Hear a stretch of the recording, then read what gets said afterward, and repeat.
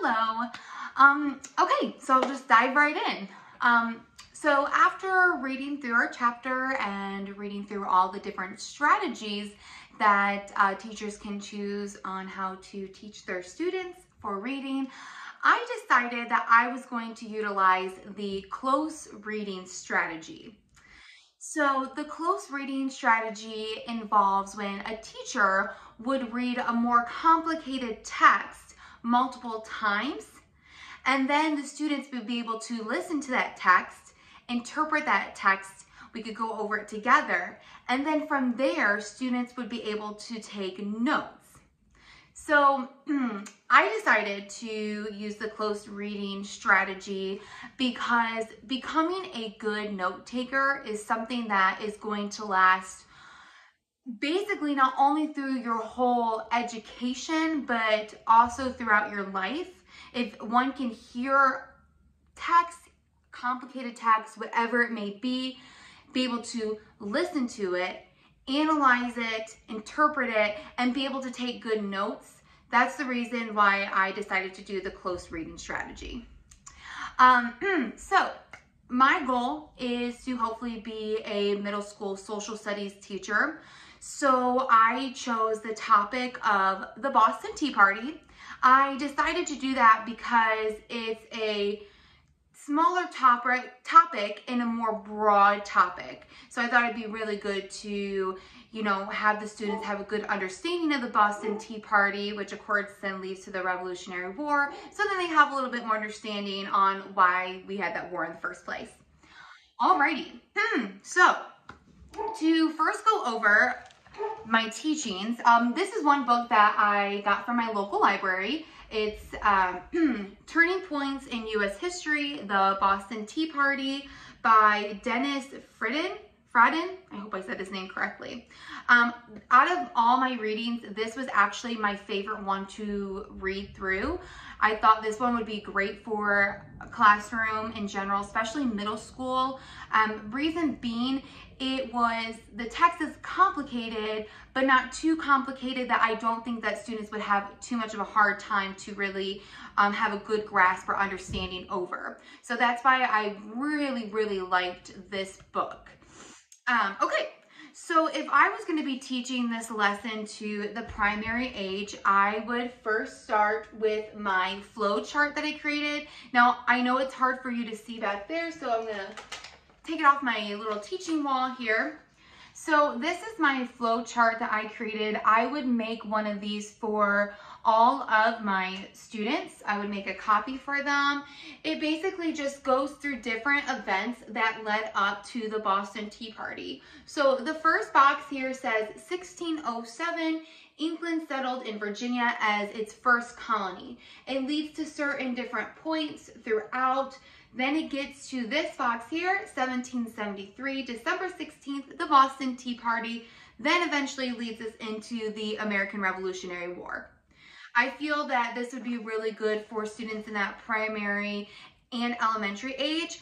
Possibly with primary, I would have like pictures of each event too.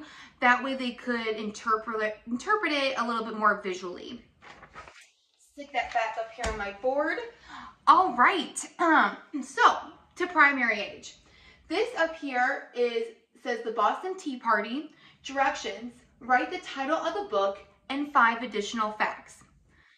Okay, for primary, I would write the title for them or have it on their handout. And I have book 1, book 2, book 3. And then we would go over certain facts as I read. So I would read the text and then I would point out a certain fact, such as after the war, Britain owed 158 million pounds. I would say this is a fact. And then I would go over why is this a fact? And then we would write our fact down together.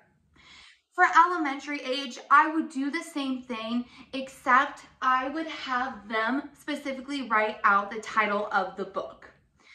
This way they know where we got it from and they have to do a little bit more digging themselves. I also have for elementary age, on a separate page, write down additional notes. That way they're writing their facts, but then they're also digging a little deeper and they're writing additional notes that they feel are important to the text that we are reading. Okay, for middle school age, again, I would have them do the exact same thing as they had for elementary, especially for that 6th grade age, where they would write the title of the book, then their 5 facts, plus have an additional page for their notes. Down here, it says questions. Write down any questions you may have from the readings. This way, the students can write down any additional questions that they may have, and then we can say them out loud as a class and then have a really good classroom discussion. All right, so questions for my students. Oh, and by the way, I also utilized this book too from my library. Just says The Boston Tea Party. I thought this was a really good read too. It has some really good facts in there.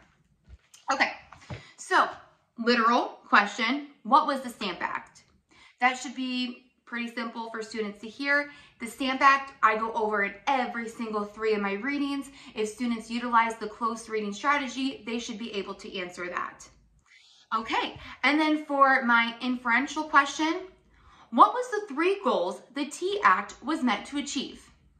Now, this question you have to dig a little bit deeper, but if one does the close reading correctly, they listen to all the different passages from all the stories, write their facts down, take additional notes, they should be able to answer the second question. All right, so my third question, the evaluative question, is if you were an American colonist, would you participate in the Boston Tea Party? I actually love this question because it makes you have to think. You take all the information that we went over, all the facts, all the notes, all the readings that we read through together in class, and then you write down, would you be involved into this tea party? From there, it would be a really good classroom discussion for the students to kind of debate why or why not they would be involved in the Boston Tea Party. All right, well, that's all I have for today. I will put my handout and then my flow chart on my final page that I'm sending in. I hope I did this correctly and I hope you have a great day. Thank you.